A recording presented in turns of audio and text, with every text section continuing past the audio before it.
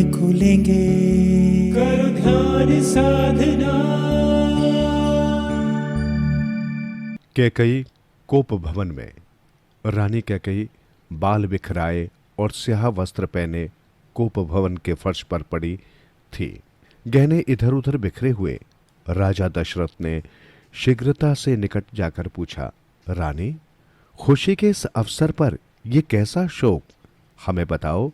जिसने तुम्हारी ओर उंगली उठाई हो उसकी उंगली कटवा देंगे, सिर उठाया हो सिर काट देंगे। परसों राम का राज्याभिषेक है। उठो और मंगल साज सजाओ। तुम जैसा चाहोगी, जो मांगोगी, हम वही देंगे। कैकई के अधरों पर कुटिल मुस्कान उभर आई। व्यंग से मुस्कुराकर उसने महाराज दशरथ की ओर देखा, फिर कटाक्ष करती हुई बोली, संकट काल में आप कह तो देते हैं कि कैकई मांगो, मगर आज तक कुछ दिया है आपने? क्या आपको याद है हमारे 2 वचन आप पर उधार हैं? हां रानी, याद है, किंतु वे तुमने कभी मांगे ही नहीं, तो इसमें हमारा क्या दोष? तुम अपनी धरोहर कभी भी मांग सकती हो। यदि चाहो तो अभी मांग सकती हो। हम अभी तुम्हारी इच्छा अनुसार वर देंगे। रघुकुल रीत सदा चली आई, प्राण जाए पर वचन न जाए। यदि ऐसी बात है तो सुनिए महाराज। लोहा गर्म देखकर कैकई ने चोट की। मुझे अपने एक वचन में भरत के लिए राजगद्दी और दूसरे में राम को 14 वर्ष का वनवास चाहिए। कैकई की मांग सुनते ही राजा दशरथ ने अपने कानों पर हाथ रख लिया। वे बुरी तरह सहम गए, जैसे कोई असहाय पक्षी अपने शिकारी को देखकर सहम जाए। आंखें फाड़े वे कैकई को घूरते रह गए। आपको याद होगा महाराज कि ये वचन मैंने आपकी प्राण रक्षा करके पाए थे। जब एक बार आप राक्षसों से युद्ध करते समय एक वाण लगने से घायल हो गए थे, तब मैं आपका रथ हाँक कर उस समर से निकाल लाई थी, और मेरी इस वीरता के कारण ही आपने मुझे 2 वर मांगने को कहा था, जिन्हें मैंने अपनी धरोहर के रूप में आपके पास रखवा दिया था। आज मैं अपनी धरोहर मांग रही हूं। आज आप खामोश क्यों हैं? क्या भरत आपका पुत्र नहीं है? मेरी इच्छा पूर्ण कीजिए या रघुकुल की रीत को झुटला दीजिए। ऐसे कठोर वचन मत बोलो रानी। भरत और राम दोनों ही मेरी 2 आंखें हैं। मैं सुबह ही दूत को भेजकर भरत और शत्रुघ्न को बुलवा लेता हूं, और सब साज सजाकर मैं भरत को राजगद्दी भी सौंप दूंगा। बड़े ही आहत स्वर में राजा दशरथ बोले, राम को राज्य का लालच नहीं है। अब क्रोध त्याग कर उठो और अपना वेश संवारो। दूसरे वचन के विषय में महाराज ने कुछ नहीं कहा। कैकई ने पुनः कटाक्ष किया, रानी इतनी कठोर मत बनो, अपना दूसरा वर वापस ले लो, मैं तुम्हारे पांव पड़ता हूं। कहकर राजा दशरथ ने सचमुच कैकई के पांव पकड़ लिए और गिड़गिड़ाकर बोले, रानी, मेरे राम को इतना कठोर दंड मत दो। वो तो साधु है, आखिर उसने तुम्हारा क्या बिगाड़ा है?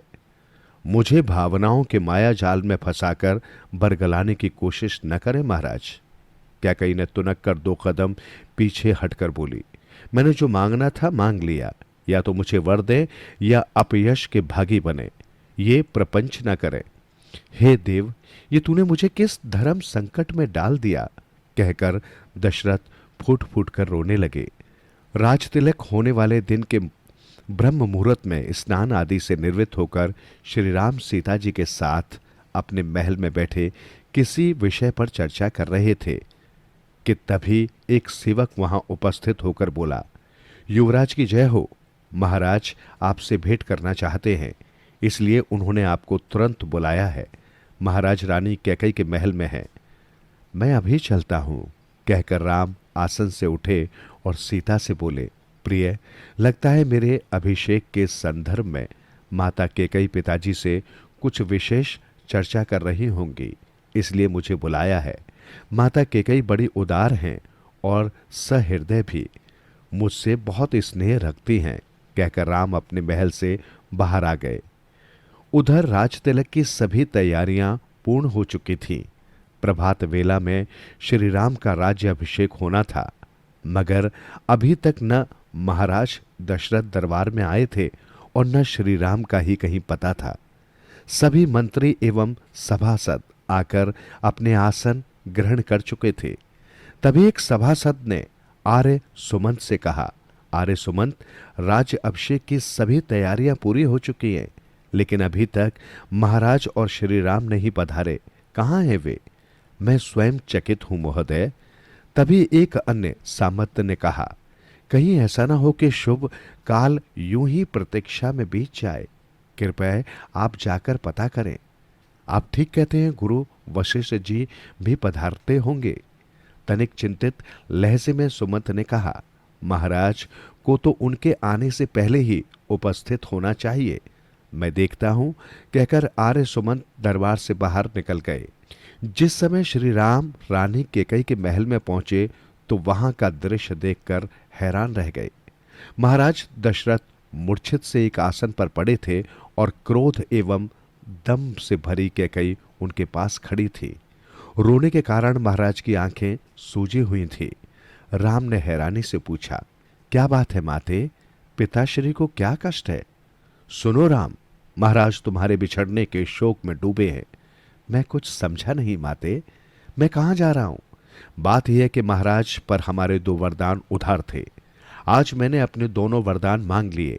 एक में मैंने भरत के लिए अयोध्या का राज सिंहासन मांगा है और दूसरे में तुम्हारे लिए 14 वर्ष का वनवास। महाराज के शोक का यही कारण है। ये सुनकर राम मुस्कुराए और बोले, बस इतनी सी बात है। हे माते, पिता के दिए हुए वचनों का पालन करना तो संतान का प्रथम कर्तव्य है। मैं पिताश्री की आज्ञा का पालन करूंगा। इसमें सब ओर से मेरा ही भला है। वन में ज्ञानी मुनियों से भेंट होगी, जिनका सामीप्य पाकर मेरा जन्म सफल होगा। इसके बाद श्री राम अपनी माता कौशल्या के पास पहुंचे और उन्हें पिताश्री द्वारा माता केकई को दिए वचनों और केकई द्वारा वचन मांगने की बात बताई, जिसे सुनकर कौशल्या को बहुत दुख हुआ। उस समय अपने क्रोधी स्वभाव के लिए जाने जाने वाले लक्ष्मण राम वनवास की बात सुनकर दौड़े दौड़े वहां आए और क्रोधित होकर बोले, भैया, लगता है वृद्धावस्था में पिताश्री की बुद्धि फिर गई है, जो निर्दोष राम भैया को उनके अधिकारों से वंचित कर वन में भेज रहे हैं। श्री राम इस कुल के ज्येष्ठ पुत्र हैं और राज सिंहासन पर उनका ही अधिकार है। भैया, आप स्वयं को राजा घोषित कर राजगद्दी पर बैठें। जो भी आपका विरोध करेगा उसे लक्ष्मण का कोप भाजन बनना होगा। शांत लक्ष्मण, शांत। स्थिति बेहद नाजुक है और ये रघुकुल की मर्यादा का प्रश्न है। मुझे राज सिंहासन से पहले अपने पिता के वचन की लाज रखनी है। पिता की और कुल की अपकीर्ति कराकर क्या राज सुख भोगना उचित है? नहीं, मैं पिता की आज्ञा का पालन करूंगा। राम ने दृढ़तापूर्वक कहा। तो ठीक है, मैं भी आपके साथ चलूंगा। लक्ष्मण जिद भरे ठोस स्वर में बोले, आपके बिना अयोध्या में मैं एक दिन भी जीवित न रह सकूंगा। ठीक है लक्ष्मण, कहकर राम ने माता कौशल्या से वन जाने की आज्ञा मांगी तो वे व्यथित हो उठी और बोले, पुत्र, जब तुम दोनों ही यहां न रहोगे तो मैं भला यहां रहकर क्या करूंगी? मुझे भी अपने साथ ले चलो। मां, पिताजी पहले ही बहुत व्यथित हैं। अब यदि तुम भी ऐसे संकट काल में उन्हें छोड़ दोगी तो उनसे हमारा वियोग सहन नहीं होगा। इस समय पिताश्री को आपकी बहुत आवश्यकता है। आप मुझे आज्ञा दें। माता कौशल्या रो पड़ी और बोली, जाओ पुत्र, जाओ, वन देवता तुम्हारी रक्षा करेंगे। इस बीच राम के वनवास जाने की खबर एक दासी द्वारा सीता जी तक भी पहुंच चुकी थी। सुनते ही वे नंगे पांव वहां दौड़ी चली आईं और वस्तु स्थिति जानकर स्वयं भी साथ चलने की जिद करने लगी। राम ने उन्हें बहुत समझाया, मगर वे नहीं मानी। अतः विवश होकर राम को उन्हें भी साथ चलने की आज्ञा देनी पड़ी। अब तक पूरे महल में ये खबर फैल चुकी थी और वहां कोहराम मच गया था। जिसने भी सुना उसी का हृदय हाहाकार कर उठा। मगर उस सबसे बेखबर राम माता सुमित्रा की आज्ञा लेकर लक्ष्मण और सीता जी के साथ पिता की आज्ञा लेने कैकई के महल में आए।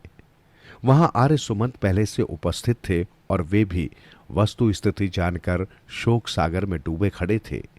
महाराज दशरथ ने जैसे ही राम को देखा, वे पछाड़ खाकर फर्श पर गिरे और मूर्छित से हो गए। राम ने उन्हें उठाकर शैया पर लेटाया और होश में लाने की चेष्टा करने लगे। कुछ ही क्षणों में उन्हें होश आ गया। वे बोले, राम, मुझे छोड़कर मत जाओ। मेरे पुत्र कैकेयी ने मुझसे छल किया है। पिताश्री, इस प्रकार मोह में न पड़े। ये कुल की आन का प्रश्न है, रघुकुल की रीत। ठीक है पुत्र, ठीक है। यदि तुम जाना ही चाहते हो तो मेरी सारी संपत्ति और सारी प्रजा को अपने साथ ले जाओ। जिस वन में तुम रहोगे वही स्थान अयोध्या होगी। आहत भाव से दशरथ बोले, नहीं पिताश्री, एक वनवासी को धन संपत्ति से क्या प्रयोजन। आप हमारे लिए वनवासियों के वस्त्र मंगा दें और हमें आज्ञा दें। कैकेयी तो मंथरा के सहयोग से जैसे पूरी तैयारी कर बैठी थी। उसने तुरंत ही राम, लक्ष्मण और सीता को गेरुए वस्त्र देकर कहा, लो पुत्र, पुत्री सीता लो। किंतु मां, मुझे तो ये वस्त्र पहनने नहीं आते। सीता ने कहा तो कुटिल मंथरा उसे भीतर ले गई और अपने हाथों से उसे वो वस्त्र पहनाकर बाहर ले आई। फिर सीता, राम और लक्ष्मण पिताश्री और माता कैकेयी की आज्ञा लेकर वहां से चल दिए। महाराज दशरथ विक्षिप्तता की सी हालत में सुमंत को आदेश दे रहे थे और रो रहे थे, सुमंत, तुम इन्हें रथ पर बैठाकर ले जाओ और किसी वन में घुमाकर यथाशीघ्र वापस ले आना।